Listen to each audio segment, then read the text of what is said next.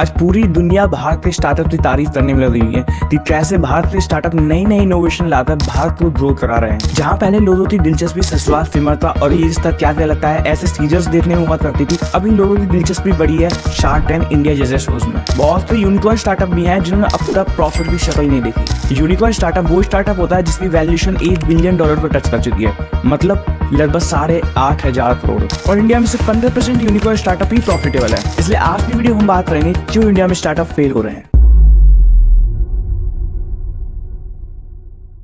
तो जैसे ये कहानी शुरू होती है साल 2007 में, जब लोगों को स्टार्टअप के बारे में नहीं पता था कि ये होता क्या है।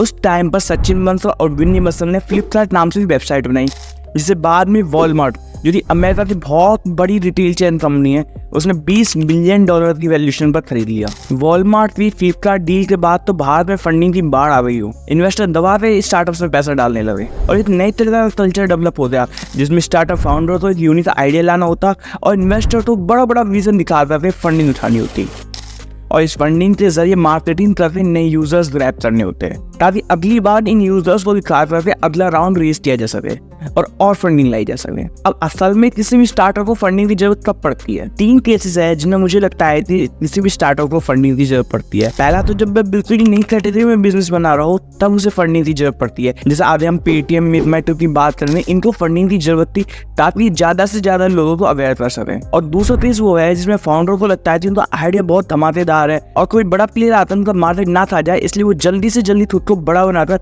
एक एंट्री बैरियर क्रिएट करना चाहते हैं। जैसे ओला और जोमेटो। ओला ऑनलाइन कैब बुक करने का ऑप्शन लेता है, लेकिन अगर ओला 10 कैब्स के साथ मार्केट में एंट्री लेता तो इतनी जल्दी सक्सेसफुल नहीं हो पाता और जितना टाइम उसे सक्सेसफुल होने में लगता उतने में दूसरा प्लेयर आ रहे थे, उनसे मार्केट को खा जाता। इसलिए ओला ने फंडिंग उठाकर एक साथ हजारों कैब्स के साथ मार्केट में एंट्री ली। और तीसरा केस वो है जब कोई भी स्टार्टअप अपने बिजनेस को एक्सपेंड कर रहा होता है तो तेजी से एक्सपेंड करने के लिए उसे चाहिए होती है फंडिंग, जैसे फिलिप्स वाला। पर आजकल कुछ युवा स्टार्टअप अपने सर्वाइवल के लिए ही फंडिंग उठा रहे हैं। आजकल ये ट्रेंड बन गया है फंडिंग लेने का। किसी भी बिजनेस को इस टाइप से जज किया जाता है कि उसने कितनी फंडिंग उठाई है, ना कि इस बेसिस पर कि उसने कितना प्रॉफिट किया है। चाहे कोई मीडिया चैनल हो, यूट्यूबर्स या फिर आपके आस पड़ोस के लोग, हर कोई बस उसी की बात कर रहा है जिसने फंडिंग उठाई है। इसीलिए स्टार्टअप फाउंडर्स का स्टारडम बन गया है सेलिब्रिटीज की तरह। उन्हें न्यूज चैनल्स पे बुलाया जाता है, पॉडकास्ट पर बुलाया जाता है, जिससे उनको पॉपुलैरिटी मिल जाती है। इसलिए अधिकांश फाउंडर धंधा बनाई थी जहाँ पर फंडिंग उठाने के पीछे लगे हुए हैं। जहाँ उन्हें कंपनी बनाकर वैल्यू क्रिएट करनी चाहिए थी वो अब वैल्यूएशन क्रिएट कर रहे हैं और बिजनेस के फंडामेंटल्स फॉलो करने की जगह पर एक नई थ्योरी बना ली है जिसे वो फॉलो कर रहे हैं, ग्रेटेस्ट फूल थ्योरी। अभी ग्रेटेस्ट फूल थ्योरी क्या कहती है? अब इस चीज को हम ऐसे समझते हैं कि किसी भी स्टार्टअप की वैल्यूएशन निकालने का कोई फिक्स फॉर्मूला पैटर्न तो है नहीं, फिर भी इन्वेस्टर किसी भी स्टार्टअप के रेवेन्यू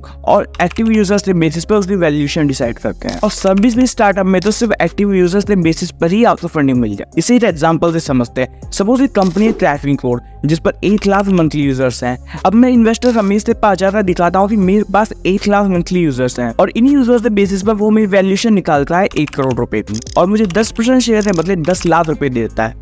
और मैं इन 10 लाख रुपये को मार्केटिंग पर खर्च करते अपने जो यूजर्स 1 लाख थे उनको बढ़ाकर 10 लाख कर लेता हूँ। अब मेरा जो पुराना इन्वेस्टर रमेश मेरे पास आता है, मुझे नेक्स्ट राउंड रेस करने के लिए बोलता है। अब क्योंकि मेरे मंथली यूजर्स 1 लाख से बढ़कर 10 लाख हो चुके हैं तो मेरी जो वैल्यूएशन है वो भी 10 गुना बढ़ जाएगी। इसलिए जो अगला इन्वेस्टर होगा, इन्वेस्टर मोहित, वो मेरी कंपनी की वैल्यूएशन निकालता है 10 करोड़ रुपए और मेरे 10% स्टेक के बदले वो मेरी कंपनी में इन्वेस्ट करता है 1 करोड़ रुपए। क्योंकि जो ये दूसरा इन्वेस्टर मोहित, उसने लेकर आया था इन्वेस्टर रमेश मेरे पास। तो इन्वेस्टर रमेश मुझसे क्या कहता है कि जो मोहित को 10% देने हैं उसमें से 5% मैं दे देता हूँ और 5% कंपनी दे देगी। अब जो हमारा पहला इन्वेस्टर था रमेश, उसने इन्वेस्ट किए थे 10% के लिए 10 लाख और उसे मिल गए 5% के लिए 50 लाख और 5% इक्विटी अब भी उसकी कंपनी में है। अब ऐसे ही जो इन्वेस्टर मोहित है वो अगले राउंड में दूसरा इन्वेस्टर लेकर आएगा और खुद एग्जिट ले लेगा और एंड में फंसेगा कौन? जो ग्रेटेस्ट फूल होगा। अब अगर किसी भी स्टार्टअप को ग्रेटेस्ट फूल नहीं मिलता तो वो अपना आईपीओ निकालकर पब्लिक को ही ग्रेटेस्ट फूल बना देते हैं। पेटीएम और जोमेटो के आईपीओ में जो हुआ वो इसी चीज का उदाहरण है। और इनमें से कुछ स्टार्टअप ऐसे होते हैं जो अपने आईपीओ से पहले ही फट जाते हैं क्योंकि उन्हें अपने नेक्स्ट राउंड के लिए फंडिंग नहीं मिलती या यूं कहें कि उन्हें ग्रेटेस्ट फूल नहीं मिलता, जैसे कि बायजूस और फ्रंटरो। पर यहाँ पर कुछ एक्सेप्शन भी हैं जिनके लॉस में होने के बाद भी उन्हें दबा के फंडिंग मिलती ही जाती है। आप सभी ने इंश्योर्स का नाम तो सुना ही होगा। इंश्योर्स की वैल्यूएशन आज 4,000 करोड़ को पार कर चुकी है। इंश्योर्स ने मार्केट से 1700 करोड़ रुपए रेस किए हुए हैं और इतना सारा पैसा रेस करने के बाद प्रॉफिट कितना बना? 0।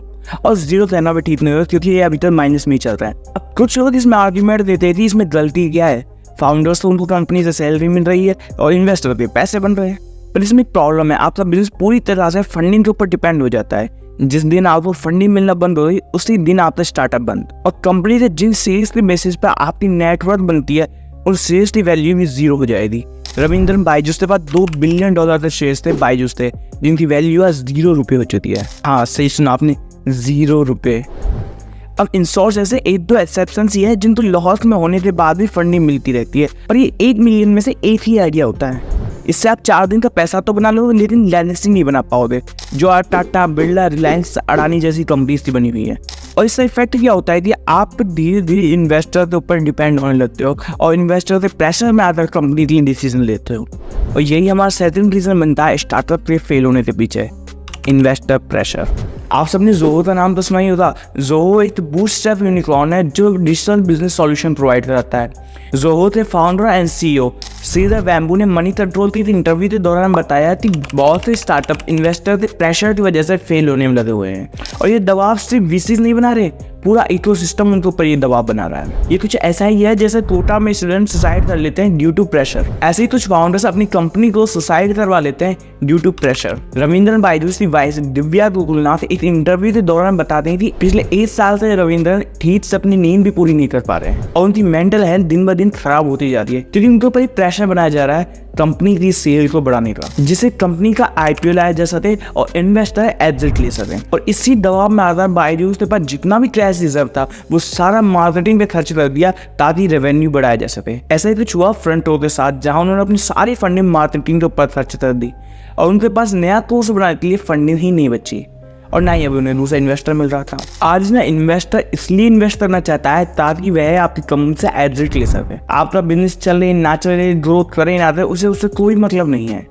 जब भी तो आपने कई बार देखा होगा कि स्टार्टअप में जजेस को जब कई बार कुछ कमी नजर नहीं आती तो एक क्वेश्चन पूछते हैं कि हमें एग्जिट कैसे मिलेगा, और यही इन्वेस्टर बाद में जाकर आपके ऊपर प्रेशर बनाते हैं आपकी सेल्स को बढ़ाने का और IPO लाने का, जिससे सिर्फ उन्हें एग्जिट मिल सके। और इसी लालच और जल्दबाजी में आकर इन्वेस्टर और फाउंडर अपने मार्केट को अच्छे से एस्टिमेट ही नहीं लगा पाते, जो कि हमारा थर्ड रीजन बनता है स्टार्टअप के फेल होने के पीछे, ओवर एस्टिमेटिंग इंडियन मार्केट। जुलाई 2023 में स्टार्टअप कॉन्क्लेव जिसे मनी कंट्रोल ने होस्ट किया था, उसमें ज़ीरोधा के फाउंडर निखिल कामत ने बताया भारत में स्टार्टअप से फेल होने की वजह एक ये भी है कि यहाँ के फाउंडर्स और इन्वेस्टर भारत के मार्केट साइज को ओवर एस्टिमेट कर रहे हैं। चाहे भारत की जनसंख्या 125 करोड़ हो चुकी है, लेकिन टारगेट मार्केट आज भी सिर्फ 10 करोड़ है जिनके पास पैसा है और जो खर्च कर सकते हैं। और इसमें भी आपको अपने प्रोडक्ट और इंडस्ट्री के हिसाब से मार्केट सेलेक्ट करना होता है, जिसे कहा जाता है TAM, टोटल एड्रेसेबल मार्केट। और यहीं पे इन्वेस्टर और फाउंडर गलती कर जाते हैं TAM के मार्केट साइज को ओवर एस्टिमेट करने का। कई फिनटेक स्टार्टअप के फाउंडर कहते हैं कि 2027 तक भारत में 50 करोड़ लोग स्टॉक में निवेश कर रहे होंगे, लेकिन भारत का ITR का डाटा क्या बता रहा है कि सिर्फ 6 करोड़ लोग ही ITR रखते हैं। क्या ये 6 करोड़ लोग 2027 से 50 करोड़ हो जाएंगे? कहने तो भारत में 11 करोड़ डीमेट अकाउंट्स है, लेकिन एक्टिव कितने हैं? Less than 2 crore. दरअसल होता क्या है, स्टॉक ट्रेडिंग से प्रभावित होता है, लोग स्टॉक ट्रेडिंग में आते हैं, अपना लत आजमाते हैं, लॉस आकर वापस चल जाते हैं और उनका जो डीमेट अकाउंट है वो ऐसे ही चालू रहता है। ये वीडियो स्टॉक मार्केट पर नहीं है, ये बात मैं बस इसलिए बता रहा हूँ ताकि आप समझ सकें कि कैसे फाउंडर्स अपने मार्केट को ओवर एस्टिमेट करते हैं। तो बेसिक फंडामेंटल के हिसाब से जो मार्केट साइज है वो है 2 करोड़, जो कि अगर 10x की स्पीड से ग्रो भी होता है तो 2027 तक होगा 20 करोड़, बट एक्सपेक्ट कितना किया जा रहा है? 50 करोड़। शेयर चैट के फाउंडर ने खुद आकर ये बात एक्सेप्ट करी थी, उनके फेल होने का सबसे बड़ा रीजन था कि उन्होंने मार्केट को ओवर एस्टिमेट कर लिया था। साल 2021 में जोमेटो ने 10,000 करोड़ रुपए रेज करे अपने IPO से, और जनवरी 2023 को जोमेटो के CFO ऑफिशियल अनाउंसमेंट करते हैं कि वो 225 शहरों में अपनी सर्विस बंद कर रहे हैं। पर इससे क्या फर्क पड़ता है? जोमेटो पे 1000 से ज्यादा शहरों में फर्क पड़ता है, क्योंकि जोमेटो का 60% रेवेन्यू 800 में तो सिर्फ 8 शहरों में आता है। बाकी बचे 792 शहर वो है जहाँ पर जोमेटो को पैसा बंद करना पड़ता है। अब इन 225 शहरों में अपनी सर्विस बंद करने से जोमेटो का रेवेन्यू तो इंक्रीज नहीं होगा, लेकिन उनके खर्चे कम हो जाएंगे, जिससे उनका प्रॉफिट इंक्रीज हो जाएगा। जोमेटो को अपने 225 शहरों में सर्विस बंद करनी पड़ी क्योंकि उन्होंने भी अपने साइज को ओवर एस्टिमेट कर लिया था। चलिए इस बार ई-कॉमर्स मार्केट की ओर नजर डालते हैं। आप सभी ने इस कंपनी का नाम तो सुना ही होगा, मीशो का बिजनेस मॉडल सोशल कॉमर्स का था, जिसमें छोटे शहरों से बिजनेस वूमेन्स मीशो से सामान खरीदेंगी और अमेजन और फ्लिपकार्ट पर रीसेल करेंगी। इसे कहा जाता था B2B2C मॉडल। पर मीशो पर इतने कस्टमर आए नहीं जितने उन्होंने एक्सपेक्ट किए थे, और आ रहे थे तो उनकी एवरेज परचेज 200 से 300 रुपये थी। अब इतने छोटे टिकट साइज में किसी भी ई कॉमर्स के लिए पैसे बनाना बहुत मुश्किल बात है। अब मीशो जो इनका बिजनेस मॉडल था B2B2C, उसमें कस्टमर्स को ओवर एस्टिमेट कर लिया था और इतने उन्हें मिल नहीं पा रहे थे, इसीलिए वो शिफ्ट हो रहा है B2C मॉडल पर, जैसे बाद में ई कॉमर्स कर रहे थे अमेजोन, फ्लिपकार्ट और स्नैपडील। अब भारत का जो कस्टमर है वो बहुत ही प्राइस सेंसिटिव होता है, वो आपसे तभी प्रोडक्ट खरीदेगा जब उसको ज़्यादा वैल्यू मिलेगी। अब जितने भी ई कॉमर्स बिजनेस है उनमें दो मेन प्रॉब्लम्स आती है जिनकी वजह से प्राइस इंक्रीज हो जाता है। पहली हाई रिटर्न रेट्स और दूसरी डिलीवरी कॉस्ट। अब डिलीवरी कॉस्ट हो तो टिकट साइज बड़ा करते हैं कम किया जा सकता है, लेकिन छोटे टिकट साइज वाले प्रोडक्ट में डिलीवरी कॉस्ट बहुत इंपॉर्टेंट रोल निभाती है आपके प्राइस को बढ़ाने में। और सबसे ज्यादा जो प्रॉब्लम क्रिएट होती है वो होती है हाई रिटर्न रेट्स की वजह से। और मीशो जैसे प्लेटफॉर्म जो कि कपड़े बेचा करते हैं वहां पर तो रिटर्न रेट 50% से भी ज्यादा है। लोग आते हैं, खरीदते हैं, यूज करते हैं और वापस कर देते हैं। स्नैपडील के फेल होने का सबसे बड़ा रीजन था हाई रिटर्न रेट्स। अब ई कॉमर्स वेबसाइट क्या करती थी, हाई रिटर्न रेट्स और डिलीवरी कॉस्ट को सेलर के ऊपर ही लगा देती हैं। अब सेलर अपने जेब से थोड़ी ना देगा, वो इन कॉस्ट को वापस से प्रोडक्ट के ऊपर ऐड करके नहीं लिस्ट कर देता है, जिससे प्रोडक्ट की प्राइस बढ़ जाती है। अब अपने ग्राहक को बनाए रखने के लिए अमेजोन और फ्लिपकार्ट लेता है बड़ी बड़ी सेल्स, और ये त्योहारों पर मिलने वाला जो डिस्काउंट है ये भी सबसे बड़ा रीजन है कि आज तक कोई भी ई कॉमर्स इतना प्रॉफिट नहीं बना पाया। इसके साथ ही मीशो और स्नैपडील ने इंडियन मार्केट को ओवर एस्टिमेट कर लिया था। उन्हें लगा कि वो 100 करोड़ लोगों को टारगेट कर रहे हैं, पर वो टारगेट कर रहे थे सिर्फ टॉप 30 शहरों में रहने वाले 1 करोड़ लोगों को। और यही वो 1 करोड़ लोग हैं जिनके पास पैसा भी है, जो खर्च भी करना चाहते हैं, और मोस्ट ऑफ स्टार्टअप इन्हीं 1 करोड़ लोगों से पैसा बना रहे हैं। इसलिए हमारा जो अगला रीजन है जो स्टार्टअप फेल होने के पीछे वो है प्राइस सेंसिटिव बिहेवियर और स्विचिंग हैबिट ऑफ कस्टमर। अभी हमने थोड़ी देर पहले बात करी थी कि किसी भी स्टार्टअप को फंडिंग की जरूरत तब पड़ती है जब वो बिल्कुल ही नई कैटेगरी में बिजनेस बना रहा हो। जब भी कोई स्टार्टअप एक नया प्रोडक्ट लेकर आता है तो एकदम से नए प्रोडक्ट में कैटेगरी बनाना इतना आसान नहीं होता। इसलिए नई कंपनी को ढेर सारा पैसा खर्च करना पड़ता है अवेयरनेस बनाने में, एजुकेट करने में और कस्टमर की हैबिट डेवलप करने में। कस्टमर को जितनी ज्यादा वैल्यू मिलेगी वो उतना ही ज्यादा आपके प्रोडक्ट को खरीदेगा। शुरुआत में जब पेटीएम ऑनलाइन पेमेंट के कॉन्सेप्ट को लेकर आया तो उसे नए कस्टमर बनाने के लिए बहुत सारा कैश बंद करना पड़ा लोगों को एजुकेट करने के लिए, ताकि लोग ऑनलाइन पेमेंट करना सीख सकें। और ऐसा करने के लिए वो यूजर्स को डिस्काउंट और रिवॉर्ड दिए जाते हैं। इस पर स्टार्टअप फाउंडर्स का कहना है कि एक बार उनके कस्टमर को ऐप यूज करने की हैबिट डेवलप हो गई, फिर वो उस यूजर से पैसा कमाना शुरू करते हैं। सारा गेम हैबिट बनाने का ही है, और विदेशों में ऐसा होता भी है, पर भारत जैसे देश में ऐसा पॉसिबल नहीं है, क्योंकि भारत का कस्टमर बहुत ही प्राइस सेंसिटिव होता है, जो छोटे से छोटे पैसे को भी बचाने के बारे में सोचता है। अब अगर मेरे पास वाले किराना शॉप पर कोई राशन का सामान 2000 रुपये का मिल रहा है, वही सामान मेरे को 5 किलोमीटर दूर डी मार्ट पर 1700 रुपये का मिल रहा है, तो मैं अपने 100 रुपये ऑटो की याद है और डी मार्ट पर लेने जाऊंगा। पेटीएम ने ढेर सारा पैसा खर्च कराया लोगों की हैबिट डेवलप करने में, ताकि ज़्यादा से ज़्यादा लोग ऑनलाइन पेमेंट करना सीख सकें।